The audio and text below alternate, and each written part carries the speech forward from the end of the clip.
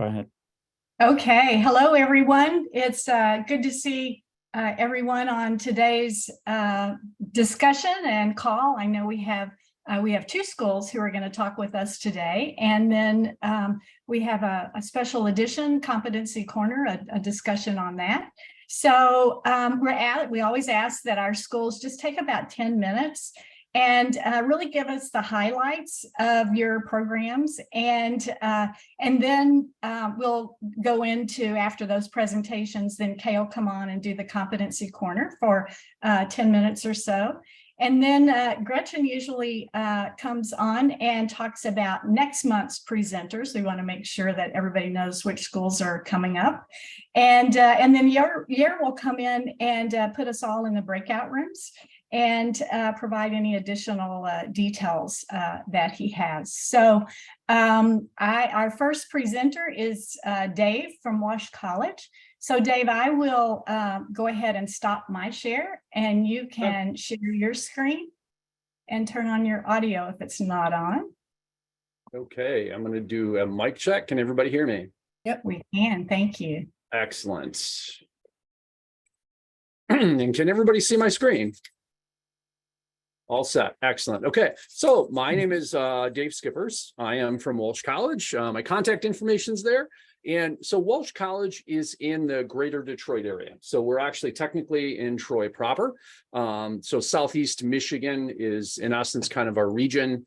And I kind of flip the slide order around a little bit because there's some differences about Walsh College. So we are at the undergraduate level. We are upper division only. So we're one of a very small number of colleges that only teach or only cover the junior and senior years for bachelor's programs. So in essence, all of our students have to come to us and complete that freshman and sophomore year at a community college, or I'll say a primary university if they choose to exit there and then come over to our program. So we are a private, not-for-profit college, and we were founded in 1922. And originally founded by Mervyn Walsh, obviously hence the name. And we started as an institute for accountancy. So that is primarily what Walsh College has been known for. And we expanded into business, and then obviously I'll say later technology degrees, and have continued on from there. So roughly technology came into play in I think the late 80s, early 90s. I'll say occasionally you'll hear me say BD, that's before Dave. So those were things that happened before me. Next up, so additional info, like we do not have dorms. So we are a commuter college. Our average student age is about 32. All right. So we have about 1,200 students across grad and undergrad. And then a lot of our students will say, so it's kind of interesting. We don't have what I would call I'll say a traditional college scene with our particular student body. A lot of them are goal oriented or they're career changers. So they may already be out working and they want to solidify a degree for advancement and things like that. Or they've decided I'm going to change careers and move into and get, come in, skill up, get a new degree, and then move forward with the career plan. Now, our current validated program of study is our Bachelor of Science in Information Technology, Business Information Systems. This is actually housed within our Information Technology Decision Sciences group. So I'll say there's some links there for you, but in the ITDS pillar, so we have been in the automotive cybersecurity space for a while. We also obviously have cybersecurity, data analytics, data science. You can see everything there. And I'll say outside of ITDS, and I'll say we do our best to infiltrate all of the business programs with cybersecurity, and we're getting away with that pretty well right now, I'll say, which is kind of nice. So we have your typical accounting. Obviously, that's our mainstay. We're also well known for our tax program. And then we have your standard fare business like BBA, finance, management, MBA. And we have recently in the last couple of years moved into STEM MBA, et cetera. So typically what I would say is one of the things I like to hallmark about what we do is we actually do a lot of what I will call theory with practical application. So Walsh's brand specifically within our area is that a lot of our professors and they are sourced from industry. So a lot of them have a lot of background within the particular industry or disciplines that they teach. So they bring that into the classroom. And so we are well known for that. So in essence, a lot of conversations like, if you're doing cybersecurity, we're going to show you the theory. And then we're going to say in the real world, it plays out like this. We do a lot of hands-on learning in our program as well. Our primary focus on our programs for placed entry are things like a SOC, entry, analyst roles, things like that. So next up, what I'll say this, hopefully I'll say I like graphics. So I'm throwing some pictures in here for everybody. So hopefully I'll say that's helpful. This particular picture is actually of our cyber lab on campus. I'll say it's got the nice glow. So we like our glow, right? So our next program, well, that depends. So, we're looking at which one do we move on to next. We have a number of them. The beautiful thing for us is if we move for another major within our BSIT, a lot of the core classes are actually identically the same. So a lot of what we've already used for our initial program stay exactly the same. So that's kind of nice. This is our car lab. So we have an automobile, an electric vehicle that it's patched into, so they can go in there, they can mess with that. There's a lot of fun things that happen with that from our auto cyber program perspective. Our research interests, so I'll say specifically, we have a cadre of folks that are some of our PhDs that have done different research, but I'll say in particular, I know I've done things with Automation Alley within our region. They are well known within the manufacturing sector. So they've come to us and we've worked with them on things like information technology and operational technology convergence, specifically from a cybersecurity perspective. And hence why you see things like cyber impacts on manufacturing. So we've been collaborating with that particular industry group for quite a while. I typically, as I'm sure many of you are, staying on top of what are the bad actor attack evolutions that are happening, starting to shift the space considerably. I'll say I'm pretty blessed with a great crew of people to work with expertise. So I tend to, so one of the courses I tend to teach personally a lot with the students is we get into what I call adversarial cybersecurity tactics. So we put them we have a class that's actually built in essence as multiple rounds of CTF. So we pit them against each other. We bring in alumni and we kind of shake it up. But we also have a lot of expertise in GRC, cyber resilience. Obviously, I mentioned auto cyber. Some of our programming stuff feeds directly into DevOps. We have some great programming professors. And I'll say I won't read the list. I'm sure you can all kind of do that. So from a grant perspective, we've had stuff in the past. Actually, the interesting thing right now is that as we've started to shift, we've highlighted our technology programs. Our NSA CAE designation we've had it for quite a while. It also tends to garner a lot of interest for us as well. And as our technology brand has been growing, we actually have a lot of industry folks and donors and things like that looking to do. I've actually just even recently this week sat in with business leaders who are interested in investing in projects to actually have work done. So it's an interesting shift. We're starting to see dollars come in from a different avenue, so as to speak. We also spend a lot of our time with advisory boards as well. I'll say we do a lot with Macomb and Schoolcraft. So those are I believe those are CAEs as well. Those are some of our community college feeders. We sit on their advisory boards, work with them as much as we can. I'll say, I think my last slide, and I'm hoping I'm close to within that first 10 minutes. So I'm doing pretty decent there. So gaps, I would say probably, like I said, I'm pretty blessed. I have a great crew of folks I get to work with. We have a lot of different skill sets. One of the things I'm often looking for, and it can be hard to find, is I am often looking for people with hands-on technology skills, so be somebody who can come in and show, configure the server, set up AD. How does that impact cybersecurity? How do you attack AD? All of those types of things. So I have a good crew of that, but we're always looking. And I'll say our numbers are actually going back up again. So we're starting to see repeated interest. So as that is continuing, so it's a good problem to have, right? So with that, always looking for new people. So with that, Okay, Dave, thank you very much. It's good to hear your numbers are coming back up. I know after COVID, we're all anxious to see that come back up again. Chris, if you can share your screen. Okay. All right, thank you.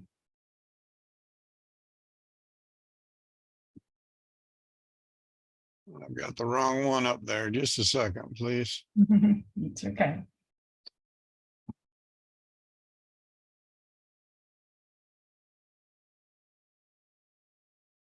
Here we go. Let me get this. Okay, can everybody see it okay? We can, thank you. Okay, great. Thank you for your patience. Dr. Levy and Dr. Blank this morning, especially trying to figure out the login. What I was looking for was a Zoom, HTTPS Zoom with a set of numbers behind it to let me know where to go this morning. So I was in kind of a panic, but thank you so much for your patience. I'm not sure if I'll be able to, how well I'll do following the last gentleman. He did a very good job, but I'll do my best. We're a two-year college, Delta College in Michigan. We're up near the thumb. My legal first name is Kristopher, but I go by Chris. My point of contact is there, my email and my phone number. And as I always tell my students, please email me my phone number. I'm rarely in my office. We, as most colleges, have to have office hours, but mine is directly in the classroom. So that's where I'm at, and that's where I check my email. Instead of sitting in my office when the routers, switches, and firewalls are in the classroom, I'm in the classroom during that time. Our department is a CST, Computer Science Technology discipline under BTech. We're at University Center, Michigan. We're probably, I think, the only college in Michigan that has its own zip code. We share it with SVSU. And there's our URL to our cyber center. What happened here, and most colleges, I think you'll agree that are larger, sometimes the left hand doesn't talk to the right. And our cyber center was merged into our program, and no one talked to me about that. And I discovered it when I was preparing these slides. So we are, the lady that's working on it is on vacation this week. I was hoping she'd have it all wrapped up, but we're going back to get it away from being listed with our degree to being listed by itself, especially since this year we are doing our redesignation. Okay, let me see here. Current validated program of study, name of it, CSE discipline, computer science technology, cybersecurity. It's an associate in applied science at Delta College. Other programs of study that we offer, but this, I want to make sure that this does not fall under the CAE, but we do offer a digital forensics program that falls under criminal justice. They have one for law. One side of the program is for law enforcement and the other side is for the private sector. But very good forensics program. Former Secret Service agent heads that up. Does a very good job. I had invited him to be here as in case I had questions. I haven't seen him yet though, but if he does show up, Sandra, if we get another Sandra in, we'll know it's him. Program focus and their target, nice cybersecurity workforce framework, job roles, operate, maintain, and protect and defend for the POS. For forensics, it would be investigate. And as I mentioned, we are in cycle 14 for the, they call it redesignation, but then some people say it's really a whole new designation that you're going through. So we just passed and went through the very first portion, and our second portion is coming up this fall. Subject matter expertise. What can other schools contact you for help with? I would say labs for a 2-year degree, and any questions about forensics. Again, forensics, I want to make sure it does not fall under our CAE. While I'm talking about our labs, for years, and I'm sure many of you, if you've been teaching for a while, I started this program at Delta in, about 2010. So, and before that, I taught at a couple different colleges, networking, and then I finished my master's in, at the time it was called information assurance. Those of you who've been around here for a while, at Capital College in Maryland. But when we first started, when I'm talking about these labs, we would have 6, 8, or 10 VMs running on one machine for our labs, and we'd have to build them from scratch, and you would have all kinds of headaches with them. In fact, for a long time, for 15 years, I taught checkpoint firewalls. I loved it. Used to go down once a year to their main training facility in Texas. It was great. Each employee that goes in there, they order their lunch. It's free. As soon as they walk in, it's on the website. What do you want for lunch? They could tell I was new the first time I went because I went in the break room and the machines did not take money. You just pushed the button and whatever you wanted dropped out. Now, the free massages, now this is no joke, they get free massages there once a week. Unfortunately, the students such as myself, they weren't included in the free massages, but it is quite a company. But anyway, each time I would go there, they would come back with something new. And the last time I went, they said, oh, now you need 32 gigs of memory in each PC in your lab. And as a college, as most of you know, that's something that we just can't make happen overnight. That might take a year or two. So that and a lot of the headaches trying to make 12 VMs all talk to each other with Active Directory and LDAP, we finally switched to Palo Alto, and we're using NDG for our labs, and that works out great. What may be our next POS? Currently, we're not looking for another one.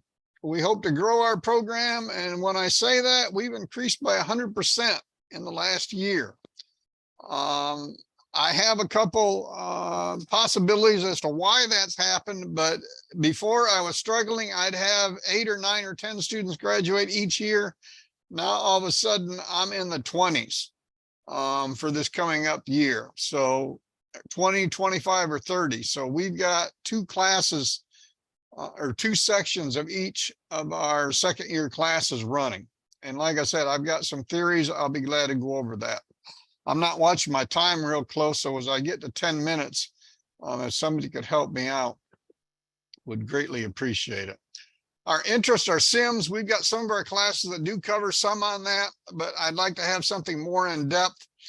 Currently, we're not working on any research in that area. I can't say enough, he's not here today. I've got a lab tech that handles all the NDG with the vSphere. He is really good at that. And so something new will come out through CASIA, and we'll get it and get it uploaded. One of the classes we teach is Cisco CyberOps. It gives students a PCAP file, and then they have to research how the hacker got into the system along with this course. I also teach the Wireshark book. So many classes in our 2-year college, they briefly cover Wireshark, but they don't go in depth. So I use the entire Wireshark book. Students work through 40-some labs, and they know it very well by the time they finish. So once they finish that Cisco CyberOps, that's a first-year class.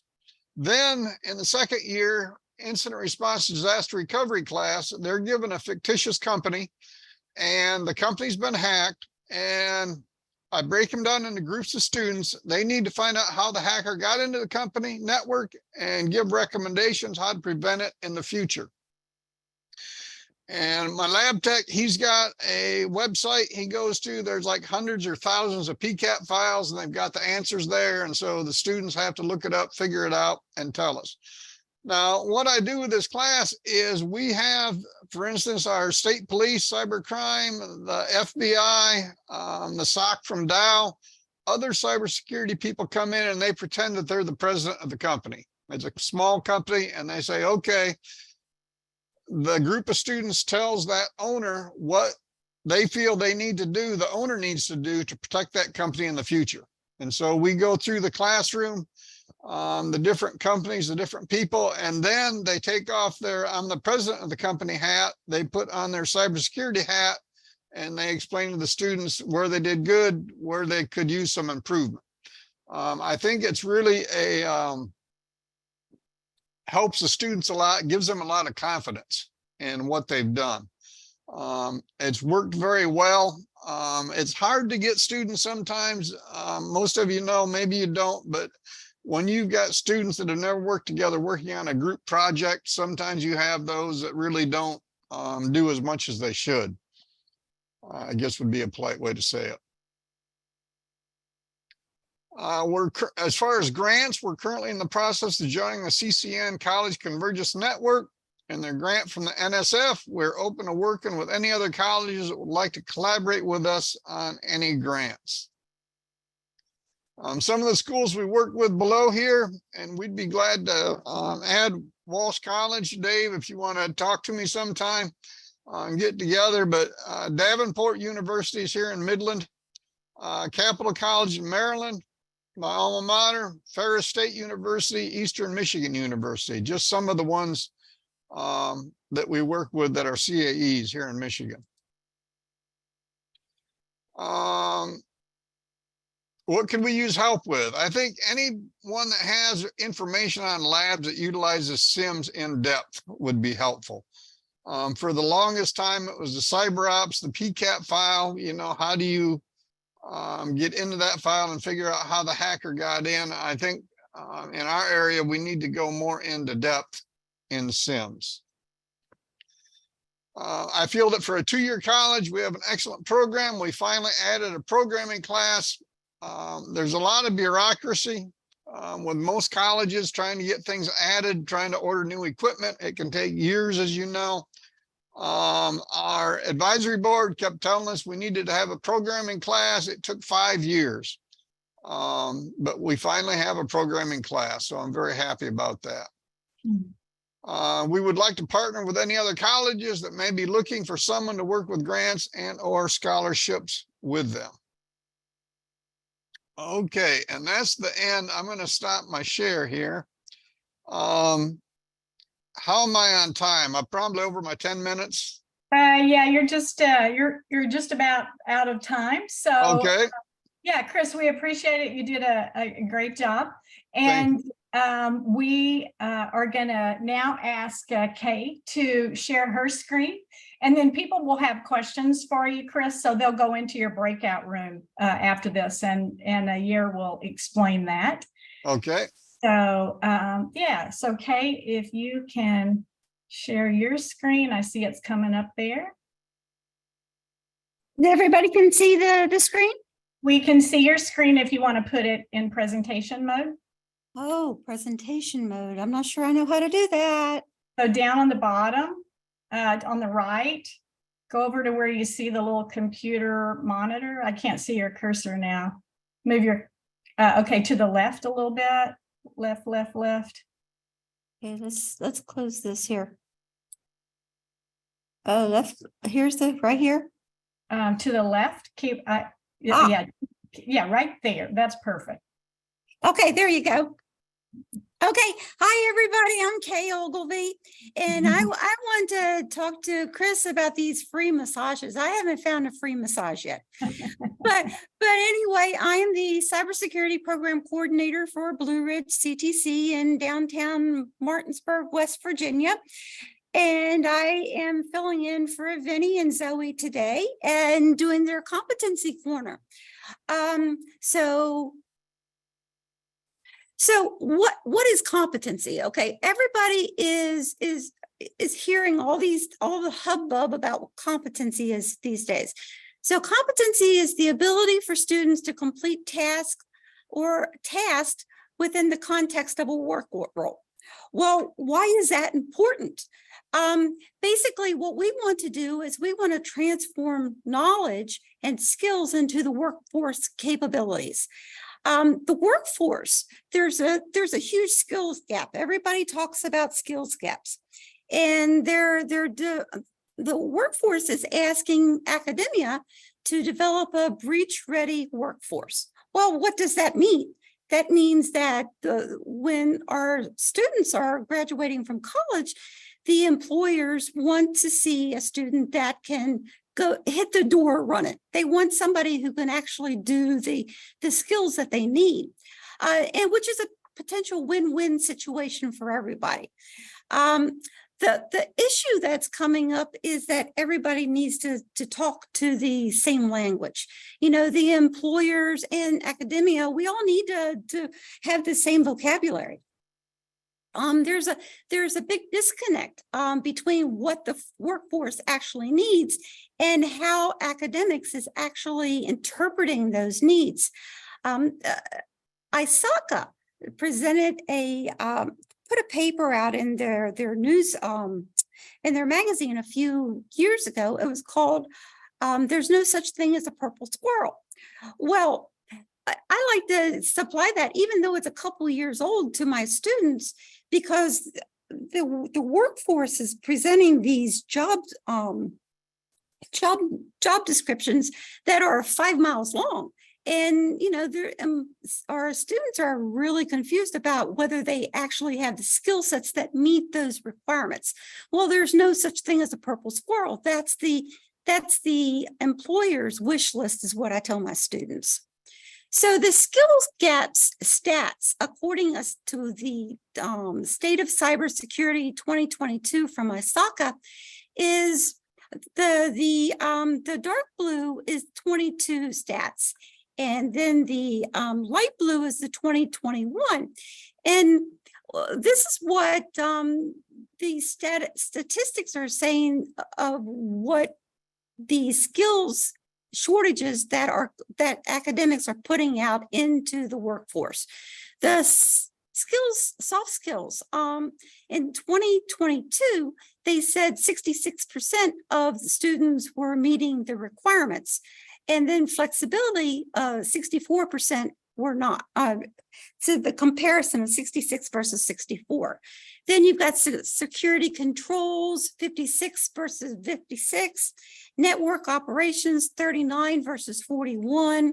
Systems hardenings, 36 versus 41. Networking related topics, 35 versus 41. Data related topics, 33 versus 40. Pattern analysis, 27 versus 30. Software developments, 25 versus 30. Coding skills, 22 versus 27. So you can see that many employers are saying that academia is not putting students into the workforce with the skills that they need. So also another study was done by the State of Cybersecurity in 2022 from ISACA, that to what extent do you agree or disagree that recent university graduates in cybersecurity are well prepared for the cybersecurity challenges in your organization? And 4% strongly agreed. 23% agreed, neither disagree or agree were 40%, 18% disagreed, 5% strongly disagreed, and 9% didn't know. So how is this possible? The field of cyber and information systems is really complex. There's a lot of different overlaps between the different programs and not so much within other programs. So there's a lot of confusion out there. There's 7 categories according to the National Cybersecurity Workforce Framework. Within, they are operating, these are like job roles within the employment needs. One is operate and maintain. One is securely provision. One is protect and defend. One is oversee and govern. Another one is analyze. Another one is collect and operate. And another one is investigate. So if you were a student coming through school and you had no idea what you wanted to do, well, here's 7 categories that employers are looking for job roles in. So reasons that there are disconnects, a single instructor in a single class can't realistically supply an environment to which the students are learning this information to apply to these job roles that can be accomplished. And students graduate with component skills, but are not given opportunities to interact with the environment. So that creates the need for internships and apprenticeships within the college when we're sending our students out before we send them out to the workforce. And many skills are taught in isolation of other skills, meaning that you may have a Linux class and you may have a Windows class and you may have a networking class, but those skill sets that we're teaching our students may be lost or forgotten when they move on to their next class. There are 52 identified job roles in the workforce. If you look at the DCWF or the DoD Cyber Workforce Framework, there are actually 72. All of them require similar foundational skills, yet all of them focus on different sets of skills. Another reason for a disconnect is, we're starting so late. Cybersecurity is really new. I mean, the term cybersecurity really new. It's had lots of different names over the years. Somebody else mentioned information assurance. Actually, my grad work was in information assurance. Our students are lacking hands-on experience opportunities. Labs, there's a lot of labs out there, but our students aren't getting the hands-on experience they need. And if you talk to your students, many of them don't even understand the job roles that are available out there. After I went through the training session in Palm Desert back during the spring, I was really interested. I came back and I talked to my classes and my introduction to cybersecurity classes. I said, what do you want to be when you grow up? Okay, what do you want to do? What job role do you want to do? And they didn't have a clue. All they knew was that they wanted to do cybersecurity. So that brings me to this, and let's see if this is going to work. Yeah, it worked. Yeah, I was a little concerned about it. Okay, so the work roles within these 7 categories that I was just talking about. Under security. You need to reshare your screen. You can see it, but we can't. So Okay, if you could share that chart, then we can see it. Sorry to interrupt you. Yes, No, and thanks for telling me. it will be best to share the regional list. We just discussed this the other day this week with Vinny and Zoe. So Okay, the regional list, if you want, I can pull it up and share in the chat. if you could, that would be great.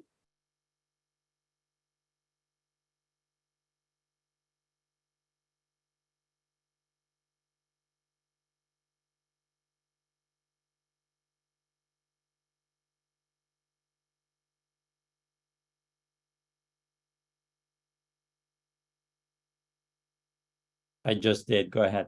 Okay, so you're sharing? I don't see it.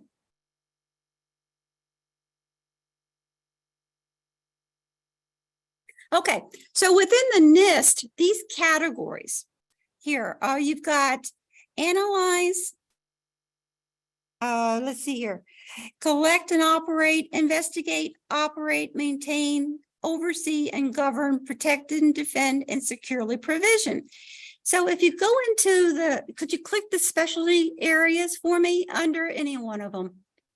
There are 52 job roles, and let's see here. They would fall under like threat analysis. Just click on the threat analysis.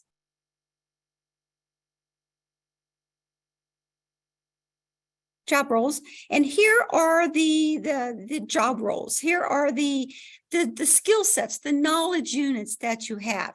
So what I have done is